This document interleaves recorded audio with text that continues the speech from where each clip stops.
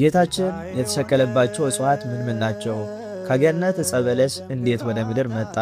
ጌታችን የተሰቀለበት መስቀልና 30 ብር ታሪክ። ጌታችን ተጠማው ሲል አይሁድ ያጠጡት ከርቤና አሞት መጻጻ ከየት መጣ? ጌታችን ስለምን ከምድር ከፍ ከሰማይ ዝቅ ብሎ ተሰቀለ? ስለምን በቀራንዮ ተሰቀለ? በወንበዴዎች መካከል ጌታችን ስለምን ተሰቀለ? ጌታችን ሲሰቀል የታዩ ሰባቱ ታምራት ምንድናቸው? ከነ ትርጉማቸው። ጌታችን መስቀል ላይ ሆኖ ለዲያብሎስ ምን ቃል ኪዳን ገባለት? አሕዛብና ክርስቲያን እንዴት ተለዩ? የጌታችን ቀሚስ ታሪኳ እንዴት ነው? ጌታችን በመስቀል ላይ የተናገራቸው ሰባቱ ቃላት ሀተታቸው። ጌታችን መስቀል ላይ እንደተሰቀለ መላእክተ ብርሃን በጊዜ ቀትር ፈጣሪያችንን እናመስግነው ብሎ ቢመጡ ምን አጋጠማቸው? ሚካኤልና ገብርኤልስ ምን አሉ? ጌታችን የተሰቀለ ዕለት እመቤታችን የት ነበረች? ከጌታችን ጋር የተሰቀሉት ሁለቱ ወንበዴዎች ታሪክ። ጌታችን ሲኦል ያሉ ነፍሳትን እንዴት አወጣ? የጌታችንን ጎኑን ለንጊኖስ አንድ አይና ሲወበው የተፈጠረው ተአምር ምን ነበረ? ጌታችንን ዮሴፍና ኒቆዲሞስ ሲገንዙት የተደረገው ተአምር ምን ነበረ? ማክፈልንስ ማን አስተማረን? እንዴት ተጀመረ? የሚሉትን ጥያቄዎች ሁሉ ዛሬ ተራ በተራ ለመመለስ እንሞክራለን። ለዚህ ቤት አዲስ የሆናችሁ ሰብስክራይብ እያደረጋችሁ ለሌሎች እንዲዳረስ ሼር እያደረጋችሁ እስከ መጨረሻው ድረስ ተከታተሉት። በእርግጠኝነት በደንብ ይጠቅማችኋል። ያላችሁን ጥያቄ ደግሞ በኮሜንት ጻፉልኝ። ወደ ጥያቄዎቹ እንለፍ። አንደኛ ጌታችን የተሰቀለባቸው እጽዋቶች ምን ናቸው? ሊጦስጥራ የሚባል የእንጨት ሀገር አለ። ከዚያ 8 እጽዋት ቆርጠው ቁመታቸውን ክንድ ከስንዝር ወርዳቸውን 3 ክንድ ከስንዝር መስቀል ሰሩ።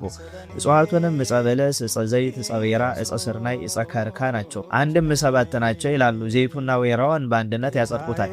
ዘይቱን ቆርጠው ወደ ታች ልጠው፣ ወይራውን ቆርጠው ወደ ላይ ልጠው፣ ዘይቱን ፈልፍለው ወይራውን አሹለው በዘይቱ ላይ ተክለው የዘይቱን ልጥ ወደ ወይራው የወይራውን ልጥ ወደ ዘይቱ አስረው ሲተዉት ጸድቆ ለምልሞ ከዘይቱ ጣዕም መዓዛ ዘለግታ ከወይራው ኃይል ጽን ይገኝበታል። ዕፀ ስርናይንም ቢተዉት ሰለሞን አረጋወይን ዘእማሲሶን ይትገዘ ወበጎልጎታ ይትገል ብሎ ነበርና 7ኛ ዕፀ ወይንን ይጨምሩበታል። ጌታችን የተሰቀለበት ዕፀ መስቀል ከእነዚህ እጽዋት ነው የተቀመመው። ሁለተኛ ከገነት ዕፀ በለስ እንዴት ወደ ምድር ሊመጣ ቻለ የሚለው ነው።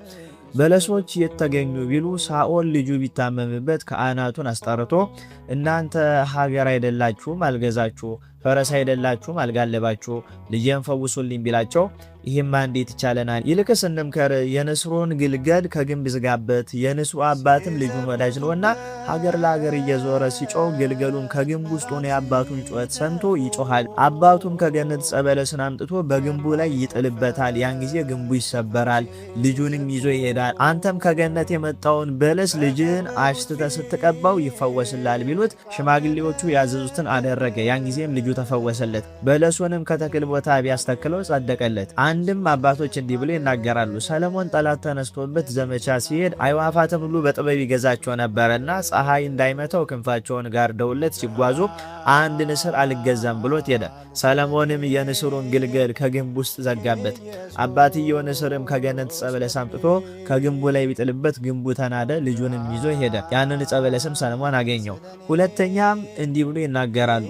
በሀገረ ሎጥ የነበሩ ሰዎች ጎን እየቀደዱ ጥርስ እያወለቁ ያወስቡ ነበርና ከእኚህ ከክፎች እንዳይጋቡ ብሎ ሎጥ ልጆቹን ከወንድ ከለከላቸው። ሎጥ ልጆቹን ከወንድ ከልክሏቸው ሲኖር እነርሱም አባታችን ልጅ እንዳንወልድ ከወንድ ከልክሎ ሊኖር ነው ብለው ጠጅ አረቄ አጠጥተው ከመካከላቸው አስተኙት። በግብረ ስጋ ቢገናኙትም ሁለቱም ጸነሱ። ሎጥም ወደ አብርሃም ሄዶ እንዲህ ያለ መከራ አግኝቶኛልና ቢለው በለሱን ቆርጠ በእሳት አክስለ ተክለ አልቅስበት፣ ጸድቆ ለምልሞ ቢገኝ እግዚአብሔር በዚያ እንደታረቀ እወቅ፣ ባይጸድቅ ግን ዘውትር አልቅስበት ቢለው አደረገ።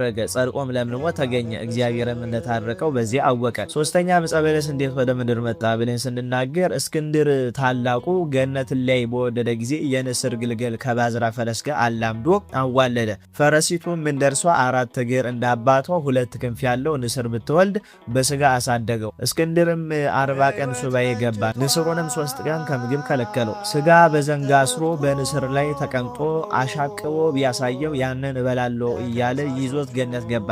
ንስሩን ከዕፀ በለስ አስሮ ወደ ማህል ሲገባ ጠባቂው መልአክ ሱራፊ ማን የት ትገባለህ ቢለው እኔ እስክንድር ነኝ የእናትና አባቴን ሀገር ላይ መጣው ቢለው በጾም በጸሎት ተጠምደው የሚኖሩ አበው ቅዱሳን ሳይገቡ አጠገቧ ይኖራሉ። አንተ በፍልስፍና በጥበብ ገባ ብሎ የብርሃን ሰይፉን ቢያሳየው ደንግጦ ከንስሩ ላይ ወጣ።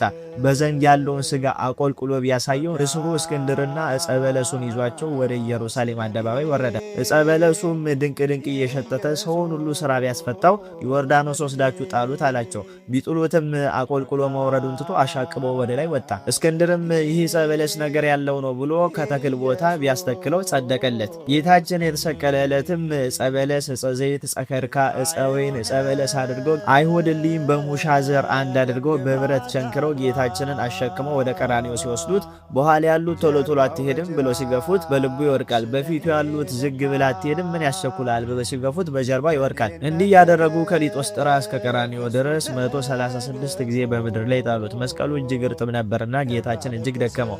ዛሬም የክርስቲያን ልጅ በ7 ጊዜ በ12 አቡነ ዘበሰማያት ይሰግዱ ዘንድ ይገባል። በእያንዳንዱ አቡነ ዘበሰማያት 3 ጊዜ ቢሰግዱ 36 ይሆናል። አንድም ራሳቸውን እንደ መሮ ወርዳቸውን እንደ መወረድ 4 ማዕዘን ቁመታቸው ክንድ ከስንዝር ስለታቸው እንደ ወስፌ 5 ችንካር ሰርተው ሳዶር በሚባለው ችንካር ቀኝ እጁን አላዶር በሚባለው ችንካር ግራ እጁን ከግማደ መስቀሉ አንድ አድርጎ ቸነከሩት። አዴራ በሚባል ችንካር ደግሞ መስቀሉን አያያዙበት።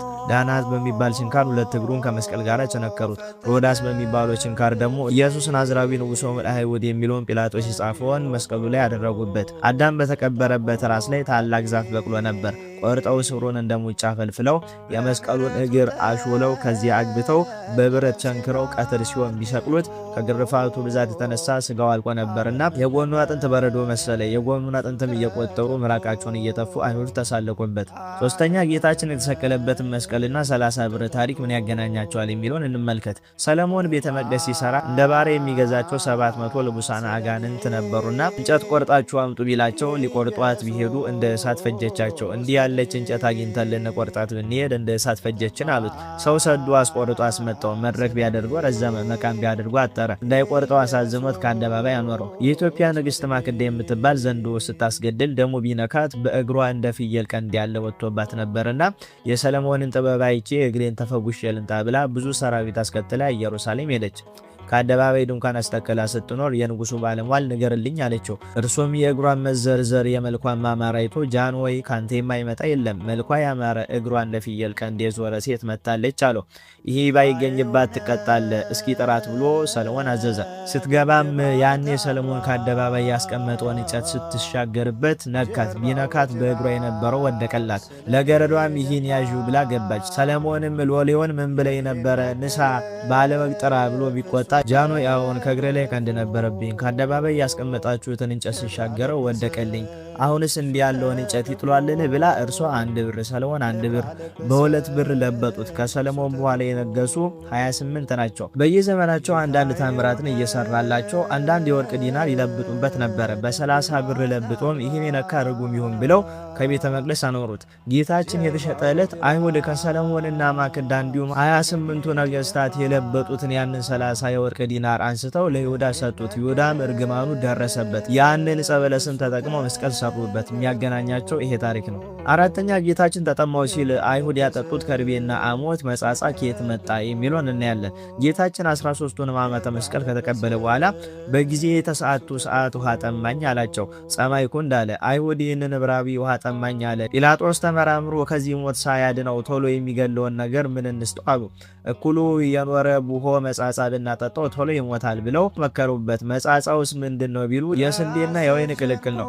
ስለምን ያመጽጹታል? መጻጻ እንዲሆን ለምን ያደርጉታል ቢሉ በዘመናቸው ጻይረ ሞት ይበዛባቸው ነበርና ሊሞቱ 40 ቀን ሲቀር የሚቀበሩበትን ጉድጓድ ቆፍረው ሲያበቁ ከዚያ መጻጻ ሲያቀምሷቸው ነፍስ ከስጋቸው ይለያቸው ነበርና ስለዚህ ያመጹታል። አንድም የበሉት የጠጡት አልስማማ ባላቸው ጊዜ ከመጻጻው ሲቀምሱት ይስማማቸው ነበርና ስለዚህ መጻጻ ያደርጉት ነበረ። እኩሉ ከርቤ አዞከል አቡላ በናግሬ ብናጠጣው ይሞታል አሉ።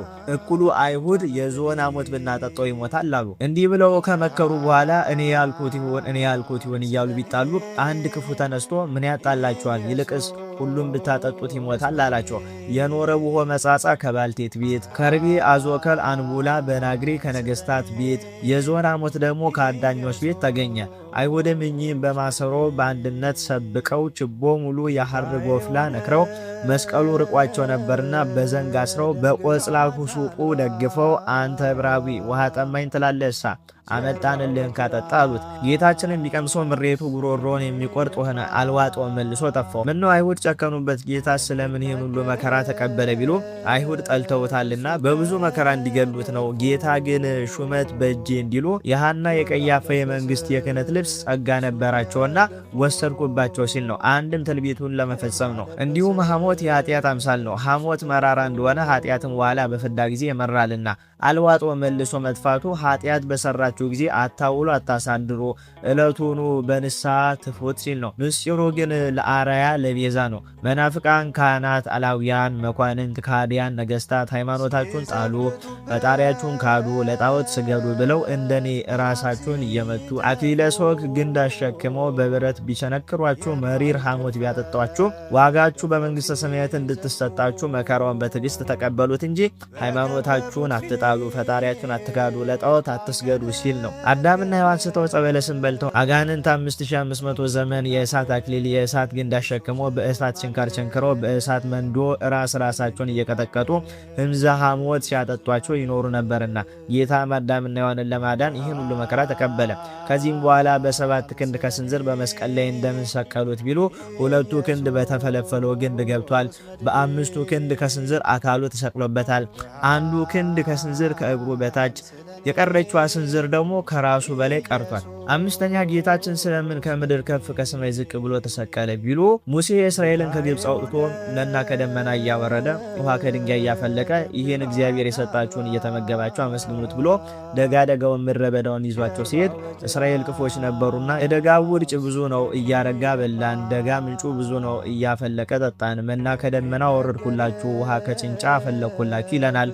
አሁን ከቆላ ቢሆን ይህን ሁሉ ባልሰጠን ነበር እያሉ እግዚአብሔርንና ሙሴን አሙት። ጌታም ቆላተ ዮሳፍት ከሚባል በረሃ አውርዶ መናውን ውሃውን ከወትሮ አብልጦ አወረደላቸውና ኃይሉን ክህቦቱን አሳይቶ ወእንዘ አዲ መብልኦሙ ውስጥ አፎሙ የወረደላቸው ምግብ አፋቸው ውስጥ እንዳለ ነዘር እባብ አስነስቶ ጎድናቸውን እያስነደፈ አስፈጃቸው።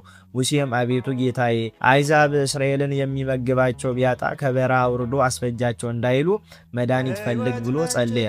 ጌታም የወዳጁን ጸሎት ፈጥኖ ይሰማልና በተራራ ላይ ተራዳ ተክለ ብርቱን በዚያ ላይ ሰቅለ አሳያቸው። ያንን አይቶ ሰምቶ ያመነ ይዳን፣ ያላመነ ይፈጸም አለ። ተራራው በቀራንዮ አምሳል ነው። ተራራው የመስቀል ብርቱ የወልደ እግዚአብሔር እባብ የዲያብሎስ ቁስሉ የኃጢአት መርዙ የመርገመ ሥጋ የመርገመ ነፍስ በረሃው የገሃነመ እሳት አምሳል ነው። ያንን አይቶ ሰምቶ ይዳኑ ማለት ስቅለተ ክርስቶስን አይተው ያመኑ ሐዋርያት ሰምተው ያመኑ ምዕመናን የመዳናቸው አምሳል ነው። ያላመኑ ይፈጸሙ ማለቱ ስቅለተ ክርስቶስን አይተው ያላመኑ አይሁድ ሰምተው ያላመኑ አይዛብ ያለመዳናቸው አምሳል ነው። ነፍስ ያለው እባብ የገደላቸውን ሰዎች ነፍስ የሌለው ብርት እንዳዳናቸው በባህሪ ሞት የሌለበት አምላክ ዲያብሎስ ያስገበራቸውን ነፍሳት ተሰቅሎ ሞቶ የማዳኑ አምሳል ነው። ስለምን ራሱን በብርት መሰለው ቢሉ ብርት ከቆላም ከደጋም አጠራቅሞ በአንድነት ይሰራል። የጌታችን ልደቱም ከቤተ መንግስትና ከቤተ ክህነት ነውና አንድም ብርት ጽሩይ ነው፣ ሲመቱት ከሩቅ ይሰማል። የጌታ ልደቱም ጥምቀቱም ሞቱም እርገቱም እስከ ምጽአቱ ድረስ ሲናገር ይኖራልና ስለዚህ ራሱን በብርት መስሎ ትንቢቱን ያናገረ አምሳሉን ያስደረገ እርሱ ባወቀ ነው። አንድም ስለምን ከምድር ከፍ ከሰማይ ዝቅ ብሎ ተሰቀለ ቢሉ ምሰሶ የመሃል ዳኛ የወል እንዲሉ ጌታም ሩይ ማይከላይ እግዚአብሔር ወሰብ ነውና ሰባቱን መስተጻርራን ለማስታረቅ ነው። ሰውንና እግዚአብሔርን ነፍስና ስጋን ሰማይና ምድርን መላእክትን ናቸው። አንድም አይዛብ ለጣዖት እየሰዉ ምድርን በደም ሰማይን በጢስ አክሷት ነበርና ጌታም 33 ዓመት ከ3 ወር ግራ ቀኝ ተመላልሶ ምድርን በኪደተ እግሩ ቀደሳት። ሰማይን እንዲቀድስ በአየር ላይ ያሉ አጋንንትን እንዳወረደ ሲያጠይቅ ከምድር ከፍ ከሰማይ ዝቅ ብሎ በቀራንዮ አደባባይ ተሰቀለ። ስድስተኛ ጌታችን ስለምን በቀራንዮ ተሰቀለ? ዳዊት ወገብረ መድኃኒተ በማእከለ ምድር ብሎ ነበረ።